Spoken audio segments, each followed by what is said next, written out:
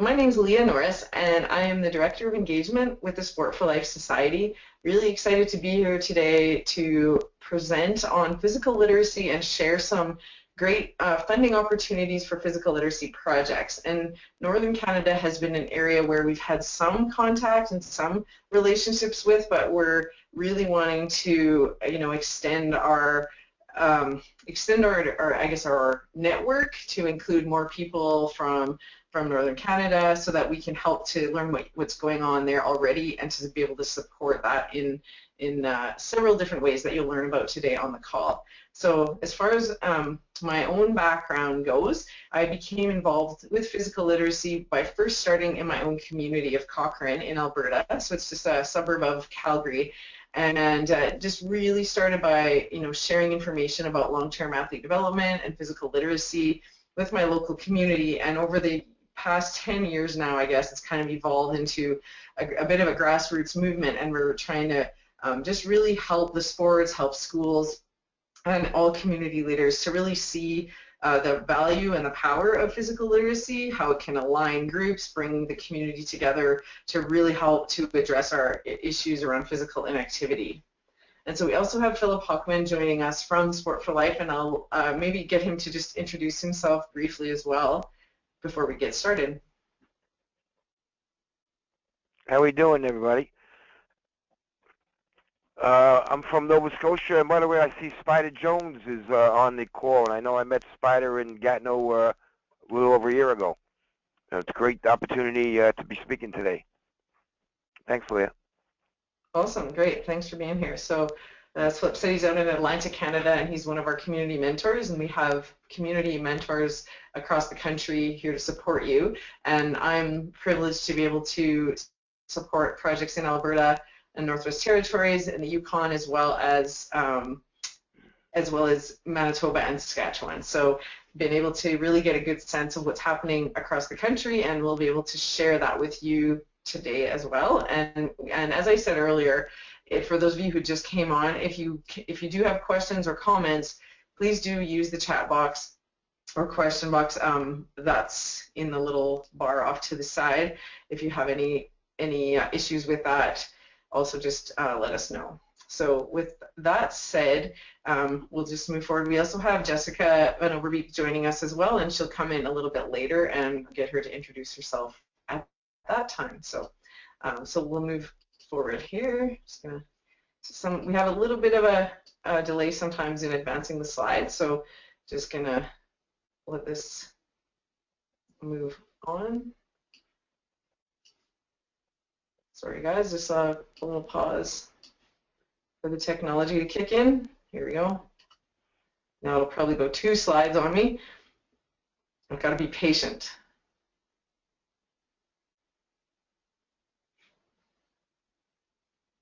Try one more time.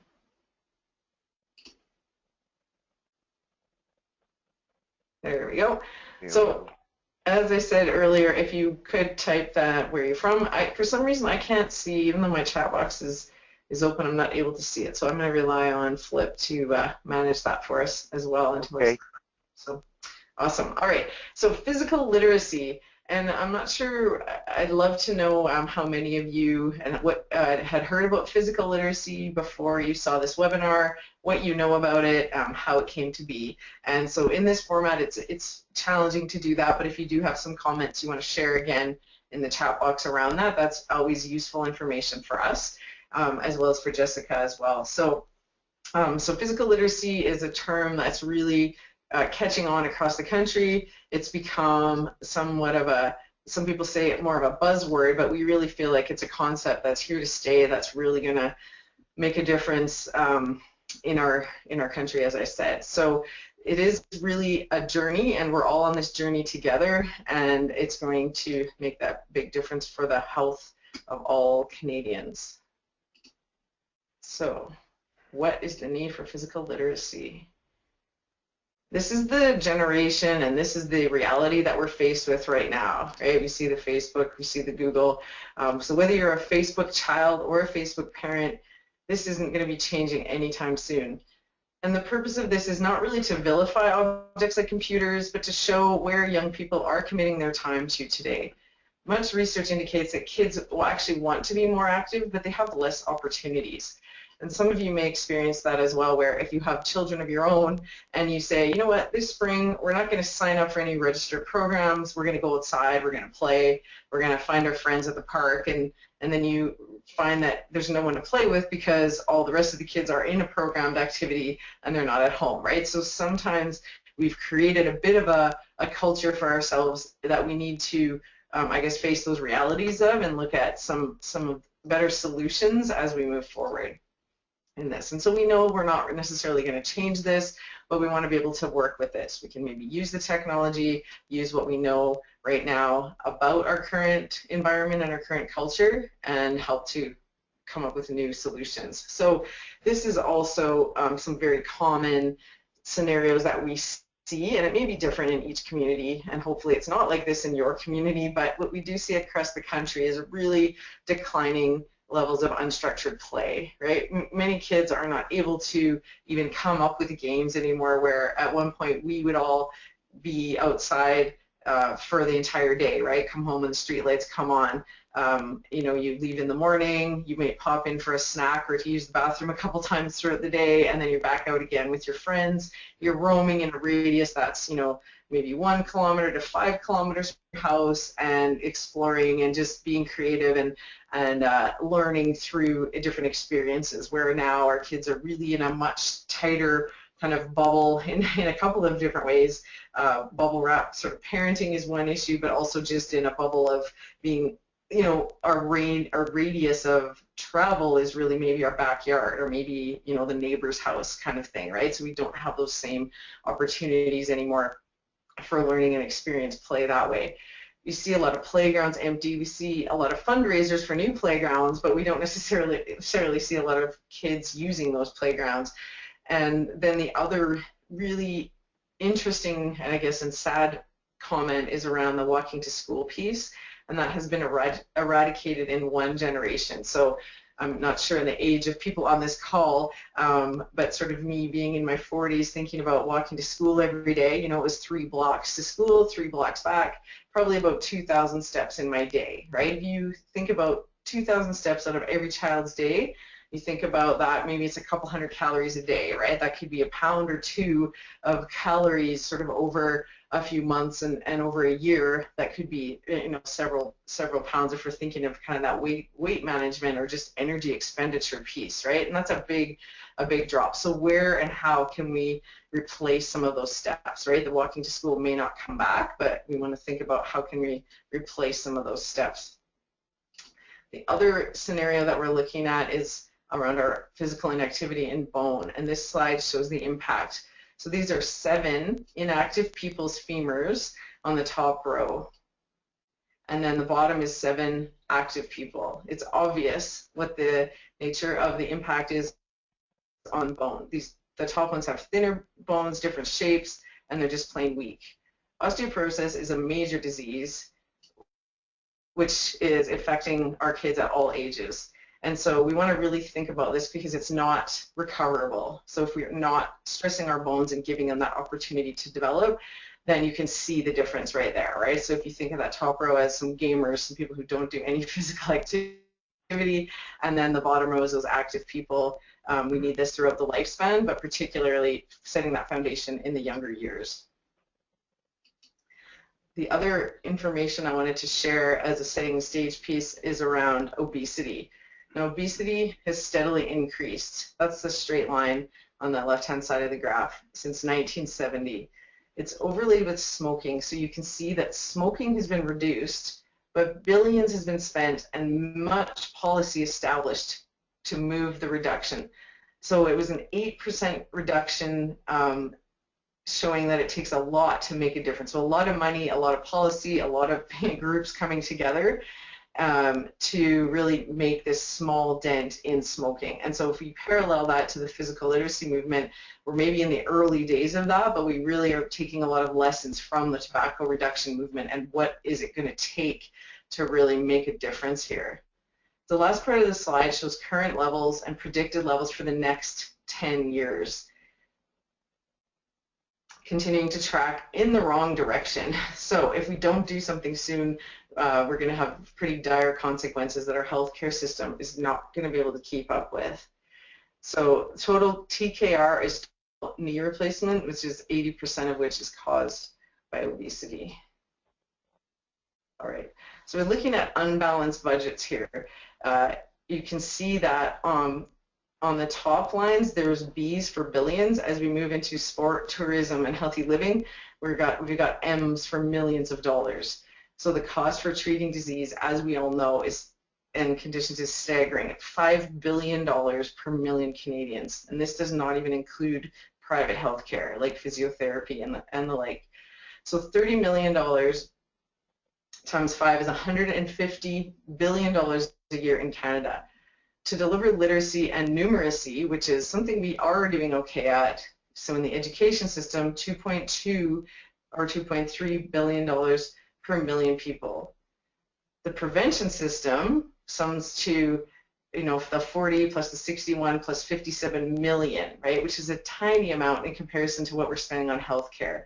So in some cases, we look at our experts like Dr. Dean Creelars and other professionals across the country that study this and the trends, that they estimate that we may require $5 billion per million dollars to be allocated to this sector to address the challenge to turn the train around. So this is not from healthcare, but we need it from new sources. We need to still continue with our healthcare budgets, but we want to be able to put more into the prevention side of things. So that's setting the stage, a little bit depressing, but we are looking at turning this around to a little more optimistic messaging and what can we do about it. So this slide, if you look at it, doesn't even need references anymore. If you ask anybody, is it healthy to be active? Is movement good for us? Everybody, without question is going to agree with that and say yes. It's better brain, better muscle, better bone, heart, body, social life, psychology, healthcare, and increased productivity. So we know that we should move, but we don't actually move. We want our health care, but we don't want our health. If you look at how we spend our money in our society and how a lot of us live our lives. So we need to break this cycle before it breaks us. So what I'm going to do now is hand it over to Flip to talk about what is the answer. And we believe that physical literacy is a big part of this solution. I'm just waiting for the slides to flip over. Thanks, Leah. Actually, I guess you're going to have the control here, right? Yeah, you got the control, so.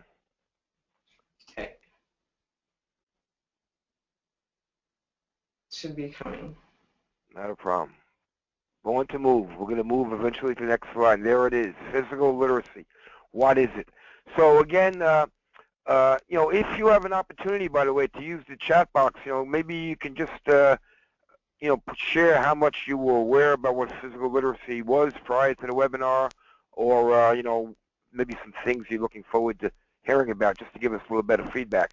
But one of the things that obviously that we're focusing on is physical literacy and what is it. And as we move into the next few slides, we're going to have a much more comprehensive understanding of what physical literacy really is. So if we move on to the next slide. We're just switching it back again. I'm sorry?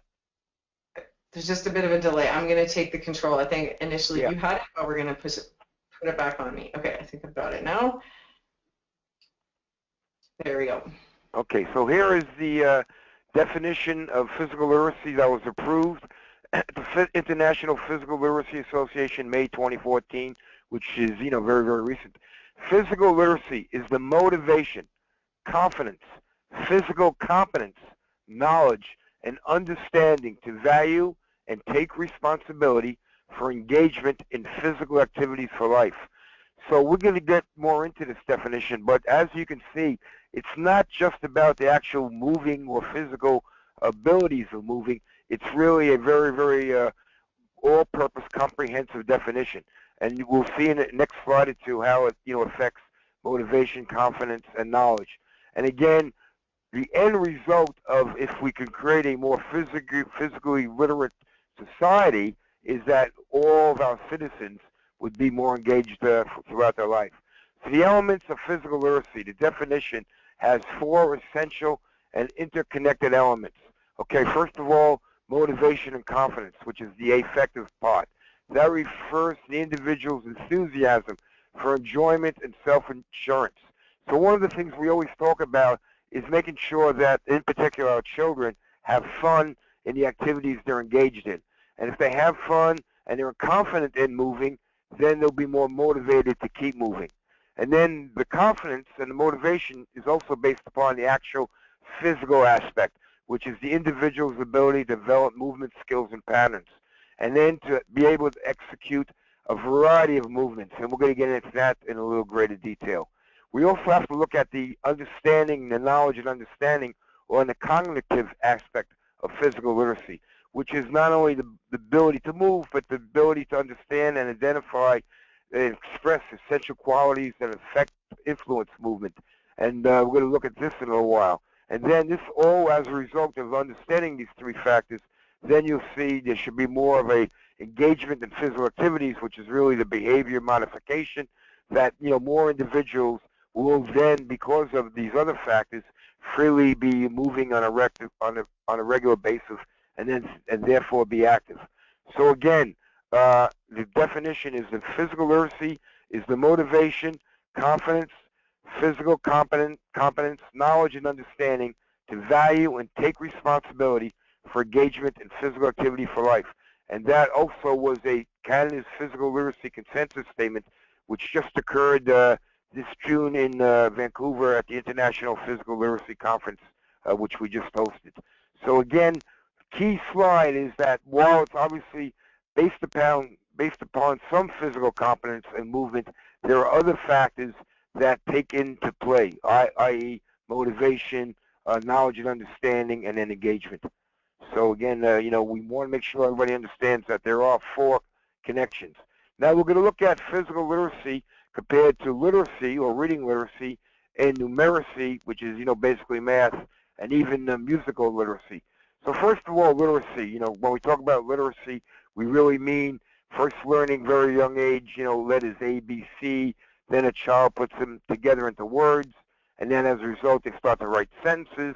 And then when we talk about literacy, more often than not, we're talking about reading literacy. Then we talk about math literacy or numeracy, which is, first understanding, 1 plus 2 equals 3, addition, subtraction, basic numbers. And then as we advance, we learn about fractions, and then eventually move up to equations, and then we go further and further depending upon how far we go in math. And that is called numeracy. When we look at music literacy, we first start with, do, re, mi, and then we put them together to form scales. And then, if you really become very, very musically literate, you might start writing musical scores. So again, you can see the three progressions of literacy from reading, math, and music. Then when we look at physical literacy, which is sort of looking at it within the same context, we talk about movement vocabulary, understanding what some of the words mean in regard to the actual movements that we do, putting the movements together in sequences. So, it could be throwing a ball, which requires, various things like hip rotation, shoulder rotation, depending upon age. And then, as we know specifically in sports, when we start to put sequences together, we start doing tasks, which again becomes a little more sophisticated. So you can see the progression in physical literacy and movement as it relates to reading literacy, math literacy or numeracy, and music. And again, we find a really good slide which understands and defines the progressions of movement within the context of physical literacy.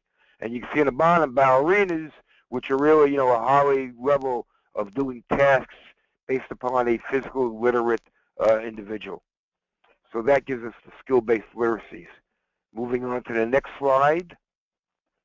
We now look again, which is sort of a review, where you can see literacy and numeracy and then physical literacy. And again, how they have different elements.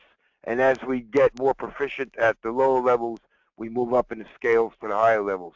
And basically, it gives you another aspect of looking at what physical literacy is in relation to the other literacies.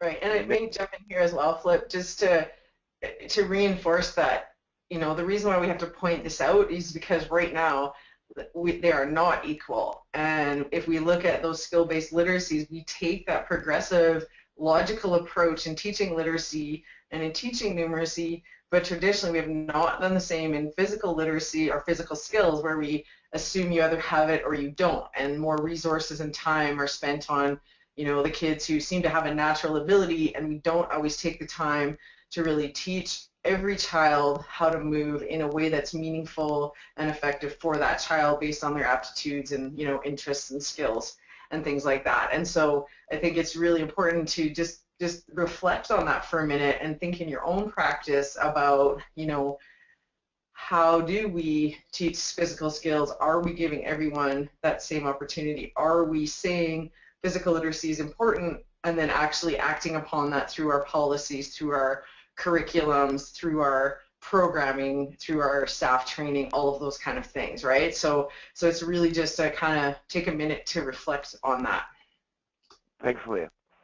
And one of the things that we're going to point out at the end of the webinar will be obviously through this RBC Learn to Play program, where we try to provide additional resources to start moving your communities up in creating a more physical literate society. So one of the things that we like to go over is the fact that movement skills impact our lives as much as literacy and numeracy, as we just explained. So for example, maybe you can internally think about some examples that you have actually experienced or observed in which an everyday activity was impacted by an individual movement skills. Could be a sport, it could be an activity was avoided due to an individual's motivation skills.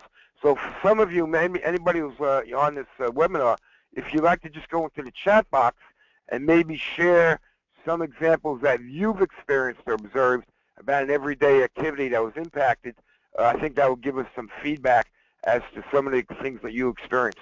I'll give one experience that I just recently observed. My community here, we have a lot of older adults, and we had a lot of ice on the ground a few weeks ago, and one of my neighbors, she's in the 70s, she tripped on the ice walking, broke her hip. And again, if maybe she had been a little more physically literate, she might have had better, balance, stability skills, and maybe when she slipped, she maybe wouldn't have fell in bed, and maybe she wouldn't have broken her hip. And that would be just one example of, why we need to have better physical literacy skills in dealing with movement. So again, if anybody would like to just put anything in the chat box, we'd really appreciate it. Anyway, if not, we're gonna move on. We want to now look at some different types of fundamental movement skills. So, for example, dealing with the body, we know when we talk about agility, balance, as I just mentioned, coordination, speed, moving from A to B as quick as possible, rhythm, whether it's rhythm gymnastics, rhythm and dance, those would all be body functions of fundamental movement skills, or FMS as we call it.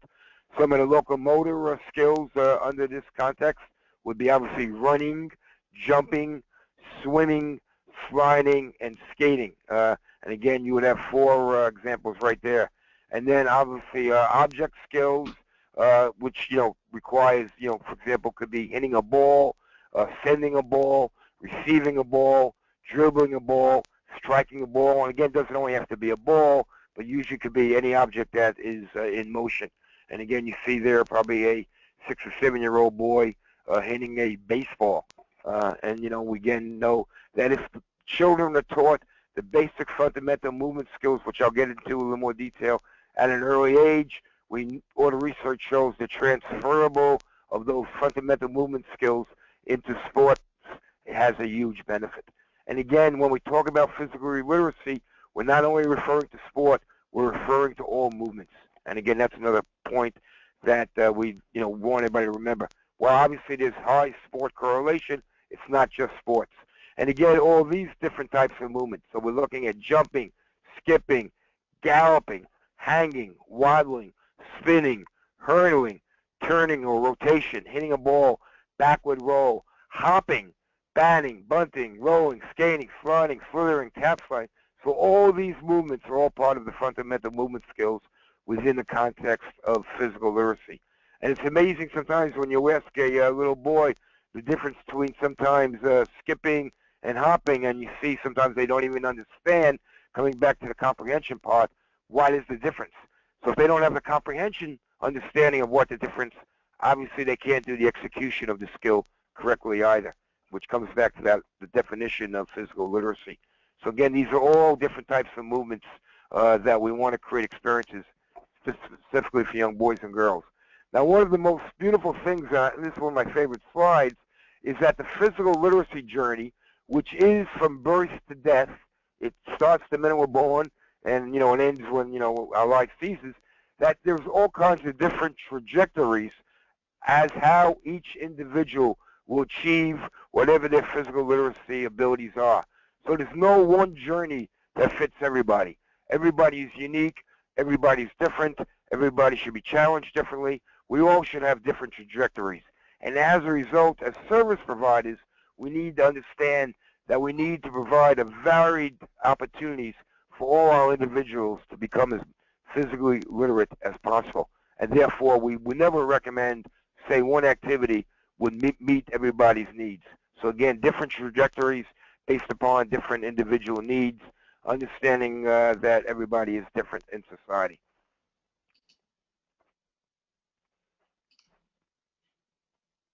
And the next slide.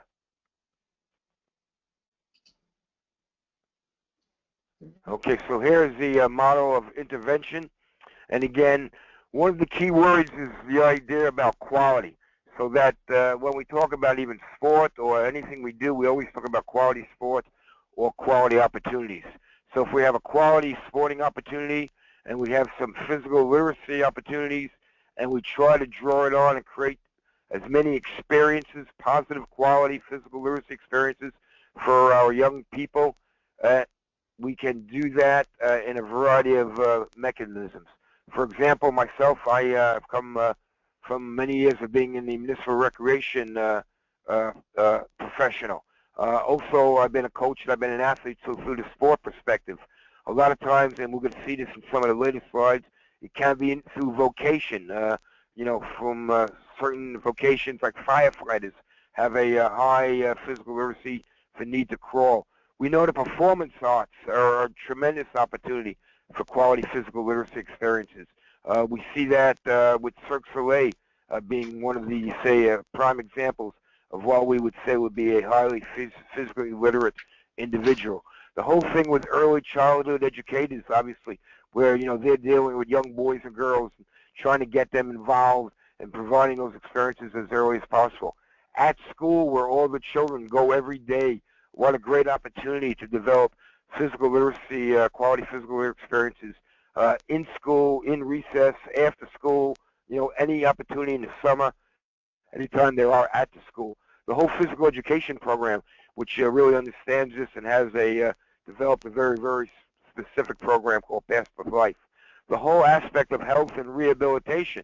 As I just said, we know that, in particular, seniors have so many injuries, or athletes have injuries, or people skiing that, through rehabilitation, we have so much research starting to show how if somebody does physical literacy experiences, they actually have sometimes quicker and better rehabilitation results than even sometimes orthopedic surgeons. Then the whole field of medicine, and as we just by being more physically, we reduce that whole aspect of osteoporosis.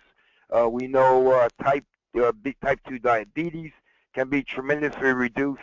And again, it's not just the obesity issue, it's the whole aspect of moving and being physically literate. And if we have these experiences, then we see the benefits to a social perspective, where children and individuals relate better to each other. Individuals have a better psychological self-awareness. They feel better about themselves after moving. Their confidence increases. We know all the physiological benefits. We understand the biomechanics of movement and how that transfers to moving in every other type of function of movement.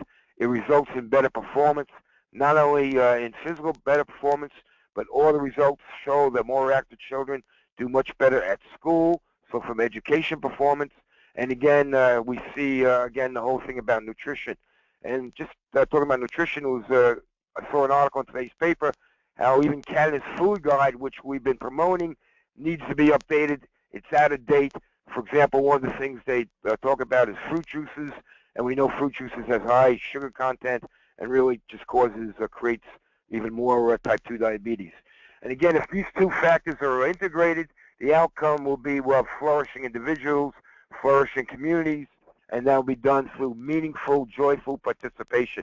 And again, resulting better in physical and mental health for our citizens, better justice, less incarceration for some of our disenfranchised youth, and obviously better employment opportunities.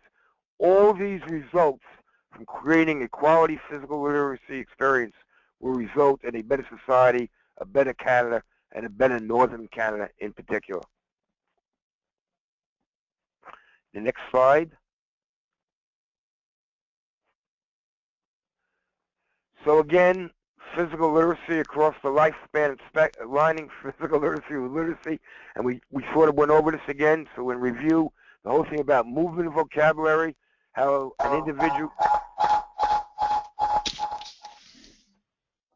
I don't know what that was, but movement vocabulary, somebody was barking, an individual's repertoire of movement skills or sequence of skills, the whole thing about movement fluency, the ability to execute a component of movement vocabulary with expertise, with the proficiency, physical proficiency, the ability to select, and again the selection part deals with the cognitive aspect, and then proficiently execute the movement vocabulary suitable to an environment of setting.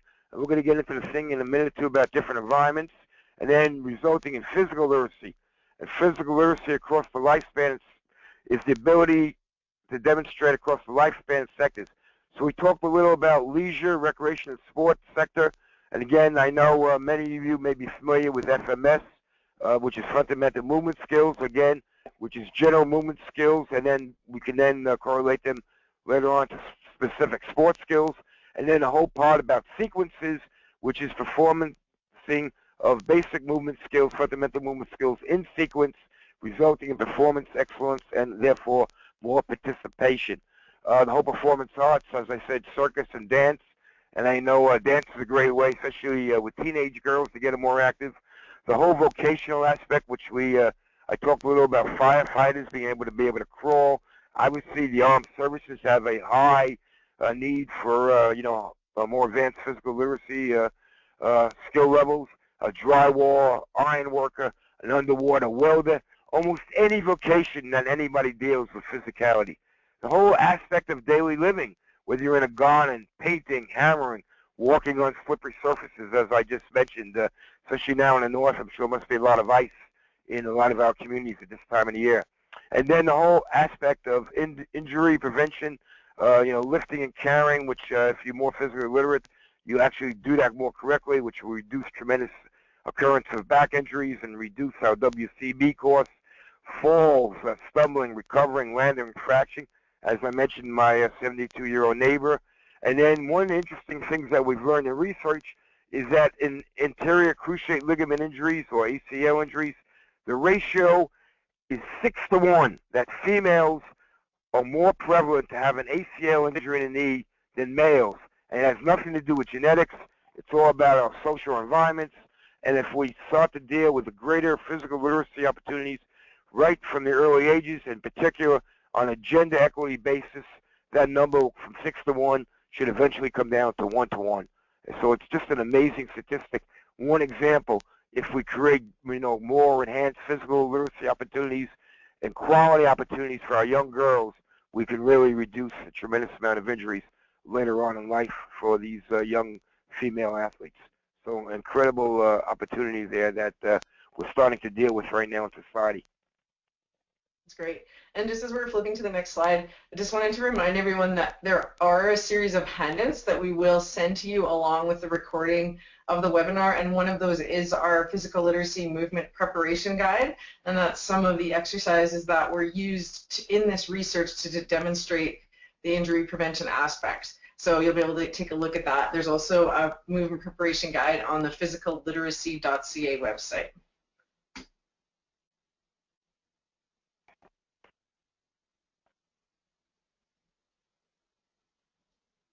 All right, do you want me to continue on there, Flip? Yes. Awesome. Oh, Okay, I so don't know. I was going to keep going. All right. I was just typing something in the chat room. Physical literacy in a range of environments. So one of the things that we need to understand, and we talked about the body movements, the locomotor movements, and dealing with objects, is that physical literacy deals with a whole variety of environments. And all too often we just think about the ground. But, you know, it can be on the water. It can be on ice and snow, which I'm sure will be prevalent right now up north as well as, you know, most areas in Canada. And in the air. So one example that I just dealt with. I just dealt with Water Ski Canada, and they deal with the environment of just water and air. But again, all too often we focus on the ground environment, and we need to focus really on creating opportunities on multiple environments. And there's just 4 examples of either ground, water, ice, or snow, and air. And again, it can be indoors and outdoors. And the more range of environments that we create and opportunities for our citizens, the more physical literate they will become. And again, I think sometimes we just think about the ground environment and we forget about all these other potential environments that we need to, you know, provide experiences in. Sorry about that, Leah. So again, in a range of environments. Now, one of the things, and this is, I guess, for me, and I'll personalize this is one of my, I guess, foundation statements, that we say physical literacy is not the end-all to be-all, but what it is, it's the gateway to active participation. And that's why we have that slide that, you know, shows the gateway. And it's the gateway. And if you don't enter the gateway, you will never get to the end or to the active participation component. So again, it's a gateway to active participation, something I think we really need to remember. Great. And the gateway being, you know, an entry portal. So it's a journey, not a destination. And I mentioned that earlier, that, you know, it's a journey that really goes from birth until, you know, our last moments. And the journey is always ongoing. Even myself, and I'm a senior citizen now, but if I was to start a whole new activity or a whole new experience of something I've never done before, within that context, I'm beginning that journey maybe within that context. Or somebody is, say, fully abled and unfortunately has a really, you know, a major accident, and they, you know, end up, say, maybe in a wheelchair. Well, then they would start doing things as a beginning. So again, it's a journey. It's never an end destination, and it's an ongoing journey for all of us, no matter where we start. And it just goes on, and we'll have multiple quality opportunities to keep expanding that journey in a very enjoyable manner. Great. Thank you, Flip. That's excellent. So what I'll do now, I want to make sure you guys get a chance to hear from Jessica and also hear about the RBC grant opportunity. So these next few slides, I will sort of quickly overview. There's about 4 or 5 slides on physical literacy assessment, and then we'll hand it over to Jessica, and you will receive a copy of the slides. And if there's anything here that you would like more information about, you can always contact myself or Flip or anyone at the Sport for Life office for more information. And so this is just an overview of the Sport for Life long-term athlete development model that really shows from cradle to grave how, in an ideal sort of scenario, everybody in the early years would develop physical literacy through a range of different activities and experiences. And then once they sort of achieved, you know, maybe just before adolescence, sort of that physical literacy foundation, then they would have that capacity to be able to choose whether they want to continue to be active for life, that kind of side on the right, the big triangle on the right-hand side that we all will eventually fall into, hopefully, or competitive for life, or the smaller little triangles on the left-hand side into the excellence. But without that foundation, we don't even have the choice. So really just reinforcing that whole area around the physical literacy years and making sure it's positive experiences that we want kids to come back and participate more. And then the same approach taken with adults as well. Some adults are just getting into being physically active, and we want them to have a positive experience kind of on their own terms and in their own within their own aptitudes and abilities, and building on those. And so there was a lot of interest around physical literacy assessment, and like I said, I'm going to quickly go through these slides just so you know that these exist, and we do have additional workshops and information about these, plenty of it on our website, and some videos, etc.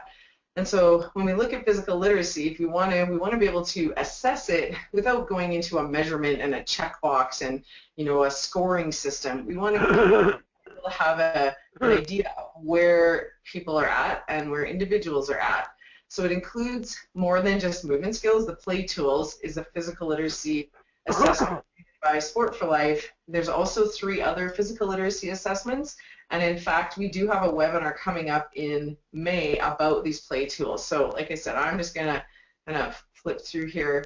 They're developed at the University of Manitoba. They're very reliable. They don't have ceiling effects either, so they continue. It's not about what's the best physical literacy for someone in grade 3. What's the ultimate best runner in the world would be Usain Bolt. So we're going to rank ourselves and our kids based on that as our frame of reference. So we may have initially acquired it, we may have acquired that skill, or we may be becoming proficient at it depending on our development, not so much based on our age. So it's really developmentally focused. There's different play tools. We have the Play Fun, which is 18 skills, the Play Basic, which is a shorter condensed version of that, and then some individual tracking tools that are more survey-like, in that you're kind of ranking yourself, ranking your coach, or sorry, your athlete or your child. And then this is just a sample of one of the tracking forms for the Play Fun. And it includes the confidence and competence areas, not just the skill area, which is really one of the things that sets this aside from other assessments. All right, so again, just a really quick overview so you know that those exist, and hopefully I've whet your appetite on that, and you'll find out some more information. Some key websites there for you as well to learn more. So Canadian Sport for Life and physicalliteracy.ca. Actorforlife.ca has great resources and information and articles that are targeted really at parents. PHE is our Physical and Health Education Canada link, great resources for teachers and a great newsletter you can sign up for. And then the physicalliteracy.org.uk is sort of the foundation of physical literacy, was Dr. Margaret Whitehead out of the UK, and so you can kind of hear it from the horse's mouth, so to speak, and get some of the more philosophical background around physical literacy through that website. So from here, I'm just going to pass it over to Jessica. So I'm sorry, I just have one more slide. This is just a summary of our approach within communities when we look at Sport for Life and how can we bring this to the community level. And it starts with an individual and an organizational champion. And so that's really all of you on this call today. You are or could be that person that's the catalyst in your community. From there, a leadership team is formed, and usually then we find out where people are interested in taking some action. So generally it starts with some awareness and education throughout the community, identifying where there's some willingness and some openness to explore some programming or some projects around physical literacy and some partnerships, and then leading to that action plan. And so a lot of what I do and what Flip and I do is really support this process in the communities throughout the RBC grants and other communities across the country. Just waiting for my slide to change. Sorry guys, we kind of planned an hour and we have way too much information here, so hopefully you can stick around a few minutes after, and we'll run quickly through the grant opportunity for you. For those of you who are looking for some money, and I don't know why this is not, there we go. So this slide just summarizes a few of the different projects around, some around quality sport, some are more focused on a new way of delivering aquatic activities, Aboriginal communities, new immigrants. So we have different focuses, and physical literacy is such a broad and accessible and inclusive concept that everybody can see themselves in it as either a supporter, a leader, or a recipient of the great benefits. And without further ado, I think now I get to hand it over to Jessica. Let me just let my slide one more time. All right, and we do know that sitting is the new smoking, so at about the 50-minute mark here, if you have been sitting, we encourage you to stand up, take a little stretch, and I'm not sure, there we go. And I think, we'll hand the controls over to Jessica so she can fight with the mouse now. Take it. Thanks, Leah. Thanks, Leah and Philip. I appreciate it. And thanks, everybody, for joining us on the call and for the comments on the side. Keep them coming. Karen, those videos are definitely excellent resources. So I am Jessica Van Overbeek. I am the Executive Director for the Mackenzie Recreation Association. And today I'm going to, just talk to you a little bit about what MRA is, who we are, and physical literacy within MRA. So just a quick update, because I know most people are probably here for the funding aspect. So at the MRA, our mission is to enhance the quality of life of the Mackenzie residents by embracing the principles of Canadian Sport for Life while fostering and supporting development of recreation, volunteers, and leadership. So that's us in a nutshell.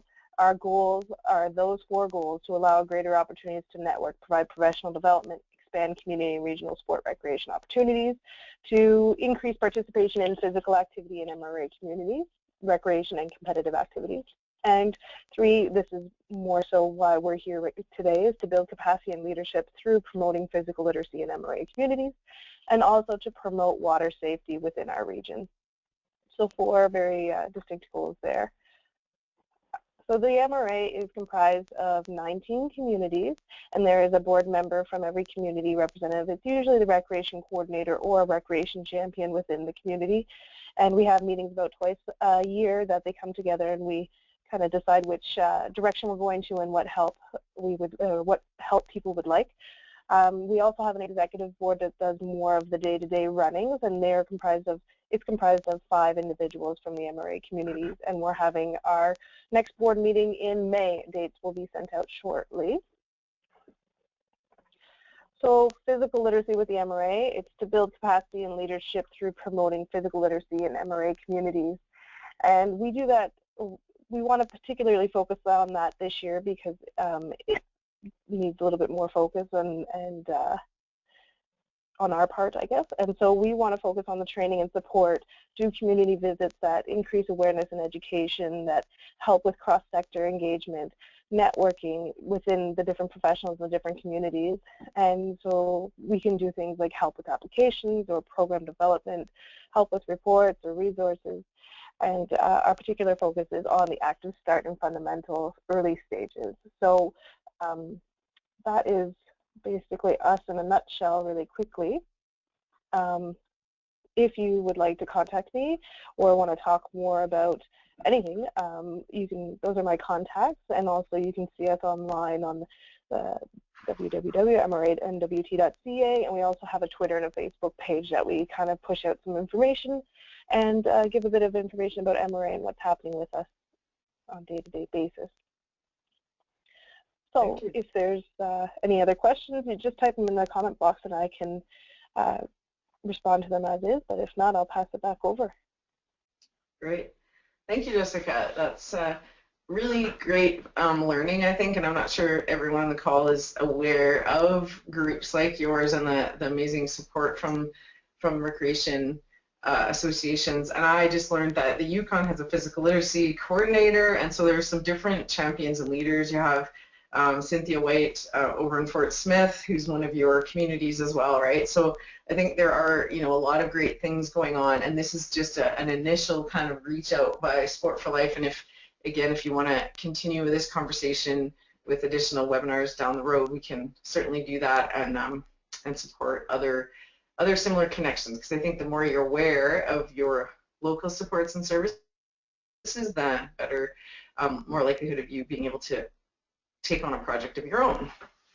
All right, so what we'll do now is just talk a little bit about the RBC Learn to Play project. And the reason why we want to do this is to really hopefully increase the number of applications coming out of the Northern Canada provinces and territories, just so that we can really make sure physical literacy is reaching across our country in all the areas. So that last slide I showed you were the partners on the RBC Learn to Play project. We're really excited to be partnering with the Public Health Agency of Canada, with RBC, with Participaction to really deliver, I think, what's becoming a very exciting and really impactful, if that's a word, type of granting program, and I'll tell you a little bit more about why that is. So RBC has a commitment to kids through their Learn to Play project as well. And so they're committing over $5 million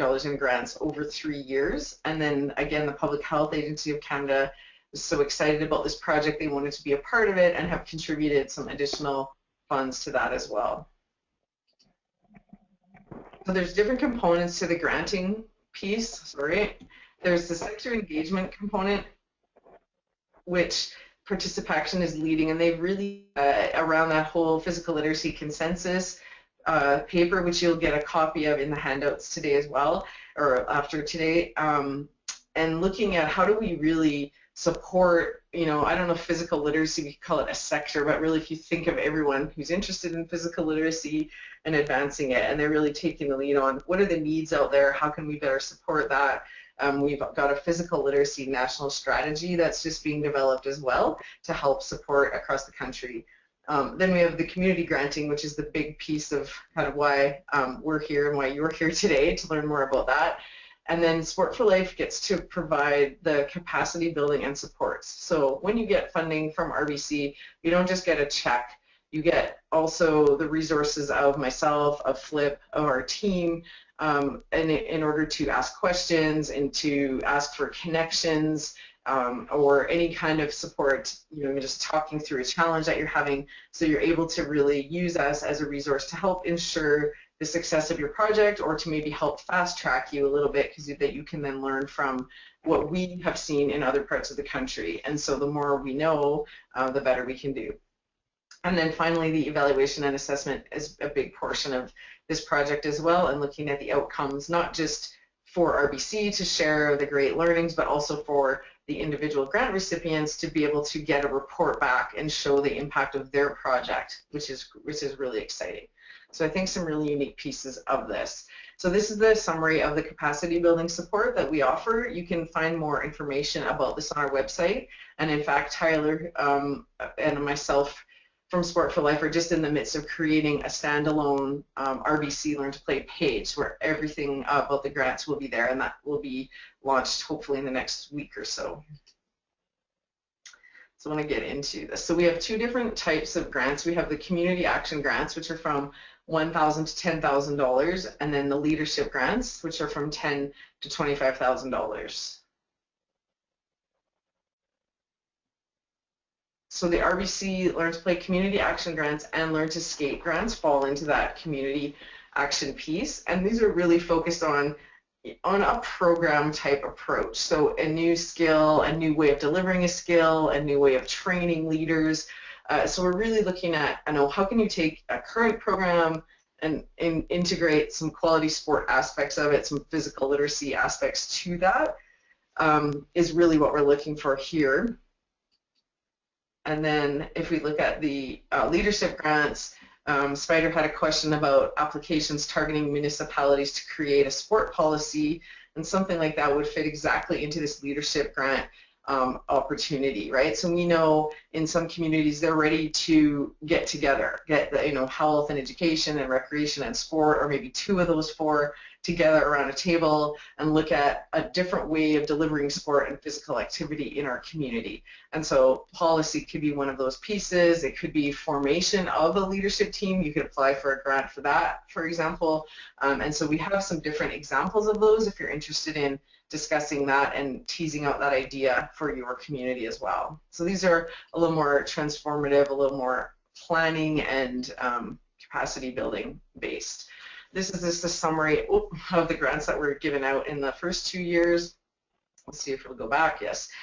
So you can kind of just take a look through that. But we had a $1.6 million awarded to over 180 organizations in the first year, and then increased that to over $2 million and over almost 200 organizations in 2015.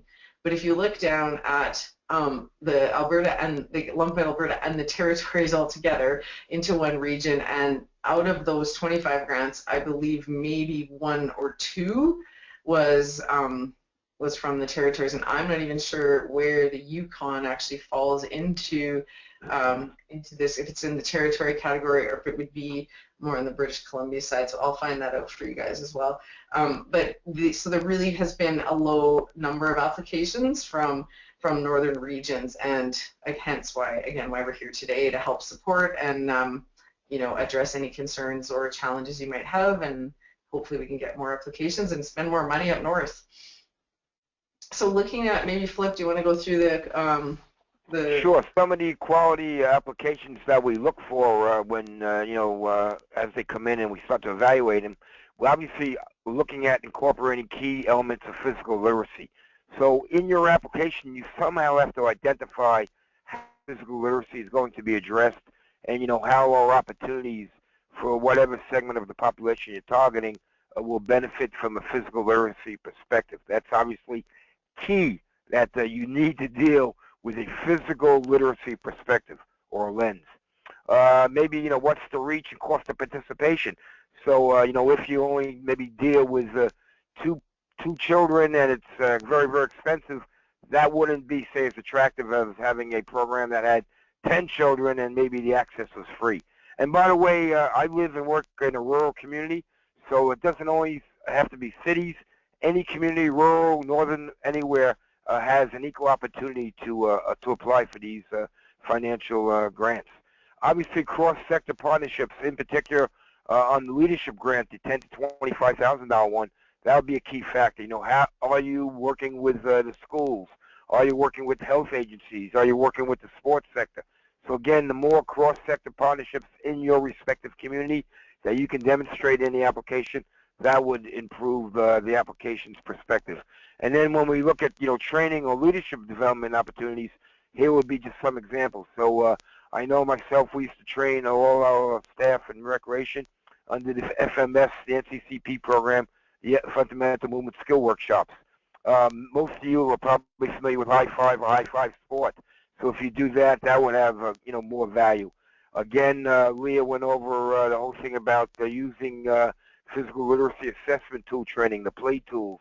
That would, help the application. And then any other related workshops or training that you did, whether it would be a physical literacy summit or a half-day workshop or physical literacy 101. So there's a whole variety of training, leadership development opportunities that you could apply for and utilize in your application that would probably give the application a greater chance of having a successful outcome. Who is not eligible to apply? So cross these off. Political organizations or parties, forget about it. Anyway, who's eligible to apply? We look at it in a positive light. Obviously, you must be located in Canada. In your case, Northern Canada. You must be a non-for-profit. So again, you cannot be for a profit organization. Or if you apply for the larger grants, you have to be a CRA registered charity or CA qualified donee, and you go to that website to see about that in greater detail. And again, financial statements must be required, and if the grant is approved for over $5,000, it could be audited, that specific program. And again, all financial grants have to have some kind of financial statement, obviously, to be accountable. Again, right. So again, those would be three eligible requirements that are right up front. Yeah, and I just want to clarify too that it's not meant to be restrictive. So because of the RBC Foundation rules, over $10,000, just the fiduciary partner, so somebody in the grant that's submitting the grant needs to have that designation. But if your organization, you can partner with that organization, right? So it's not to slow you down. If that's a barrier to you applying, talk to us and we can help you strategize about partners. Also, municipalities and school boards are automatically part of that CRA registered charity piece, so they're eligible to apply. So you can check with your local school board or your local municipality as well as being a potential partner. But if you're doing under $10,000, yeah, just a not-for-profit, you don't need to have the CRA designation. Yeah, we do get many applications from municipalities and school boards. So again, who's not eligible to apply? I'll go through this real quickly. Political organizations, for-profit organizations, programs that have either religious or sectarian elements or outcomes, lobbyists of political action, private fee-based schools, organizations that are already receiving funding from RBC Foundation in the current fiscal year. So in this case would be the oncoming, this fiscal year. And funds cannot support, this is a key one, capital projects. So if you have a capital project and you include that in your application, that's going to right away knock you right out. So please, no capital projects, no installation of soccer posts, football posts, funding equipment, uniforms, travel teams, et cetera, et cetera. Again, if you sort of identify those aspects in your application, it's not going to be looked at favorably in any light. So again, we try not to waste anybody's time, including yours. So please make sure that funds do not support those factors in the last bullet.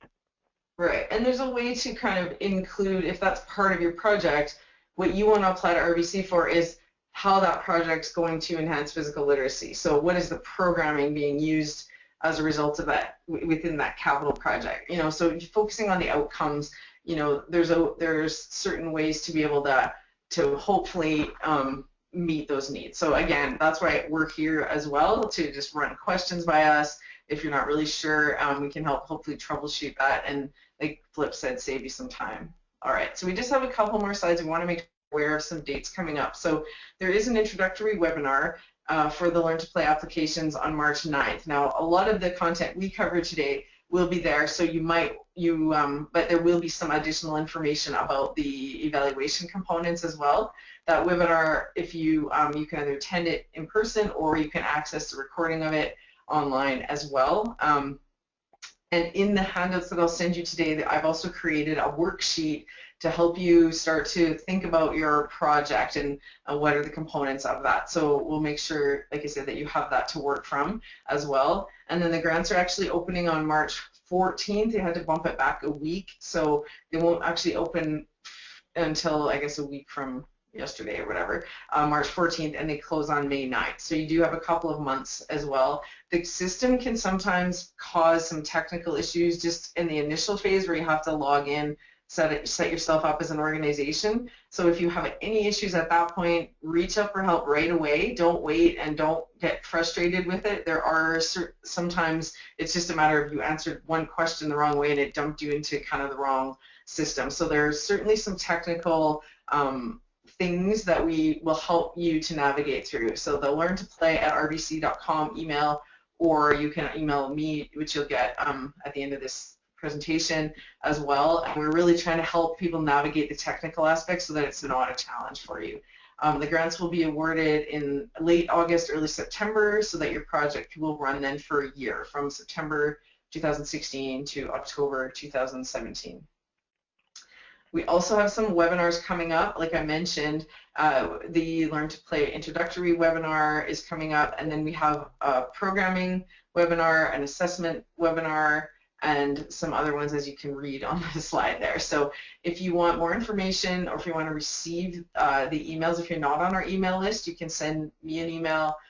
There's the Leah at email, or there's communities@Canadian Sport for Life. So both of those will come to me, and then I can forward that on to the office to make sure that you're on the list and you get first-hand information about the webinars that are coming up. I want to thank Jessica as well for spreading the word about this webinar and helping to get you guys on the call today.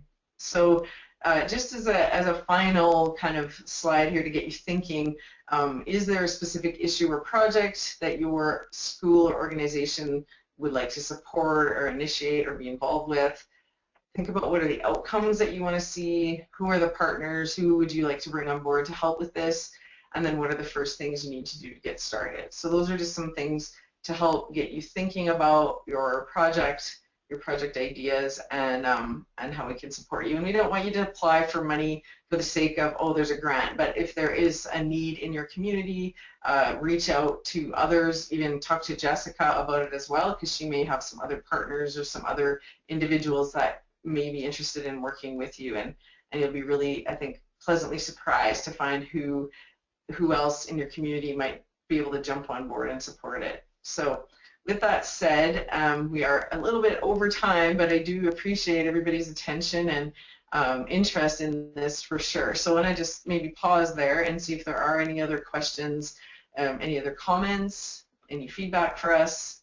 Please share right now. And Lee, I'd also like to thank everybody for staying on line, and I know I apologize for, again, just going a little over time.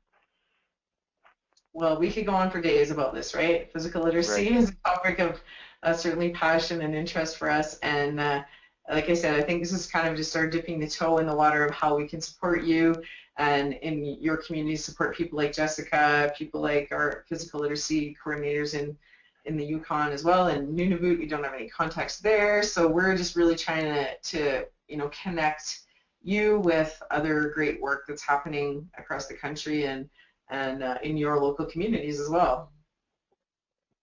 All right, and I have a note from Alex as well that if you have a question, you can raise your hand and we will unmute you. We'd love to hear other voices.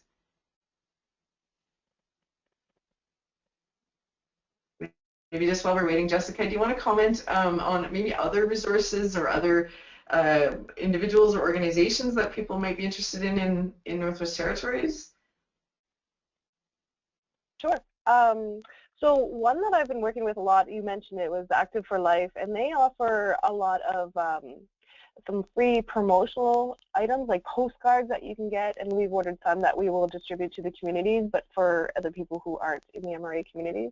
But it'll just help when you're running events to then pass it along so that the awareness is then and people understand the concept of physical literacy, so that whenever programs are utilizing physical literacy as their component, then it won't be such a foreign concept. So that's one that we found very resourceful and very helpful as well for programming any tips and any support. So, oh, there's a question up there. All right. Okay, I for some reason can't see it. Can somebody read it? Oh, she's a question for Karen. Okay, Karen's gonna ask a question. Yeah, I'm just curious because when I've heard about the RBC grants and the applications before, it seemed to me that there's this emphasis on you have to do something different, it has to be something new. And my response is, but if what you've been doing, like if a basic program works, why does it have to be something especially innovative, especially if there's so little programming in some of the northern communities, right? Like, you know, if you're taking kids out skiing twice a week and there wasn't a ski program last year, to me that's a huge thing. But I've had the impression, like when I've listened in on webinars before or at the conference, that, you know, these applications have to be something unique. And it's like, is that really true? You know what, you may raise a great point. So I think what you just gave an example of would certainly be eligible, because one of the criteria is offering an opportunity that was not previously available, right? So if it is skiing or if it is, you know, a new basketball program or something, so it could be something that is new to that group of kids, to that community, for sure, right? And if it is a program, let's say, you know, a program that's been running for 15 years, Learn to Skate program, and we want money to continue to run this program at no cost. Okay, well, you know, we would look at that, but when you look in the scope of other applications or projects, what is there a way to little things like how are you going to promote the program or get kids who wouldn't normally come to that program, right? So that could be a simple thing. So it doesn't have to be something new. I guess we're just challenging you a bit to think about, yeah, how is it doing that, right? And so if it is a program that's meeting those needs, then it doesn't have to be, I mean, that is an innovation, right? If it's something new in your community or new to that group of kids, then, or a new way of reaching out to a different group of kids, then I think that it's certainly eligible. Yeah, and like another example, maybe you can to snowboarding. Or conversely, maybe in the summertime when maybe they can't ski and you still have those same children, you can provide another type of physical literacy or sport experience. So again, you know, may not have to be totally revolutionary new, but if somehow there was just a new or different element, or, you know, you got more children than you have into the program now, you know, that aspect would be, you know, would be advantageous. And so I think that, you know, like you said, you raise a good point. We don't want to give that perception because we want all kids to be active, and if it's a need in your community. So when you're writing your application, you know, if it is a program that's either been running or it's a you know, learn to ski program, it's, you know, it's not that much of a stretch to talk about how is that supporting physical literacy development, right? And you would easily be able to answer those questions in the application. So yeah, so I would say if you're not sure, again, just ask us, and we can help make sure that it lines up.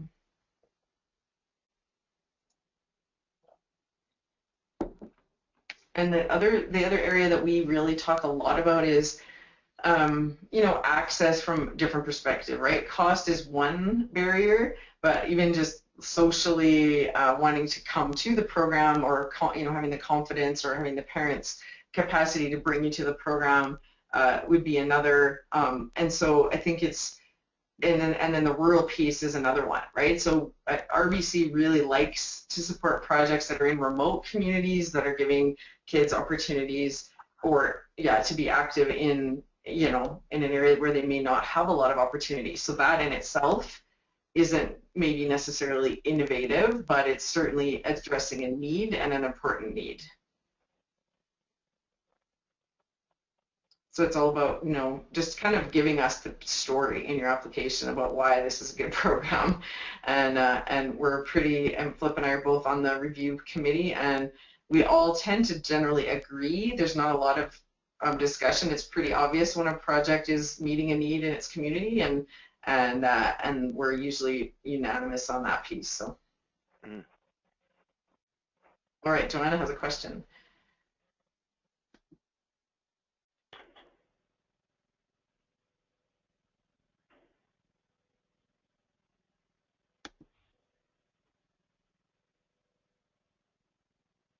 Hey, Joanna, do you want to try talking?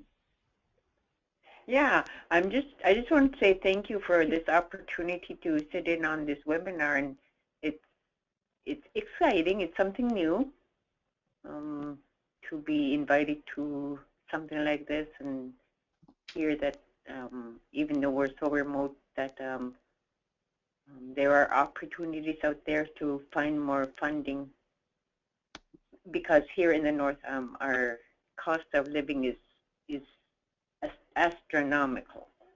Right. Like you could fly from here to Edmonton. For the cost up from Edmonton, you could fly around the world. So this is exciting.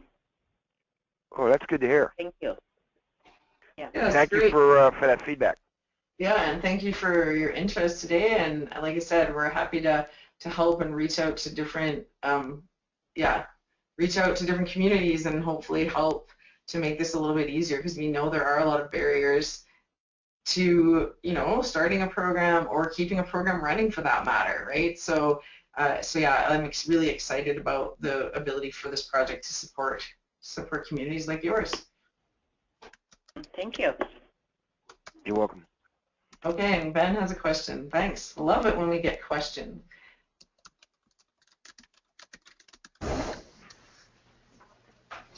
Hi, I'm just wondering if the grants are, or organizations, limited to the number of times they can apply for a grant. So for, maybe there's 2 different programs, would we be able to apply twice to the grant? You can apply twice, but you'll probably only get funded for one. And yeah, can you maybe tell me just a little bit more? Do you have a specific example? I'm thinking of perhaps for swimming lessons. Our community does not have a pool, so traveling to somewhere that has a pool. And then I was also considering for maybe a before school activity program. Well, maybe I suggest that maybe you integrate them into one big, you know, application. Put them both in there and make it one application. Okay. Yep, you You can know do what I mean? that. Because it's the same applicant who's doing the ask, right? So, you know, if you're doing 2 things, that's probably better than even 1 thing. Yeah. Okay. The other way you could do that is to have 2 different organizations apply, right? So if you had a school board apply, or a community group apply for the after school project, and then another group, whether it be the swimming club or the swimming pool, apply for the swimming one. So that's another way to do it as well. And if there is a need and they're both good projects, I'm not saying they wouldn't both get funded, but I mean, you would generally, I think, look at that and probably want to share the wealth a little bit. So it depends on, I mean, the other competition, I guess, in that area as well, right? But if they're both good and worthy projects, then, you know, put the applications in, like Flip said, either combine them or find different partners to lead them, and then we'll take a look. Excellent. Thank you. Yeah, good stuff, and those are both great projects as well. And I know RBC really loves anything to do with aquatics as well, since it is such an important life skill to be able to swim as well. So. Yeah, and we've seen several swimming applications be funded. Yeah. All right. Any other final questions?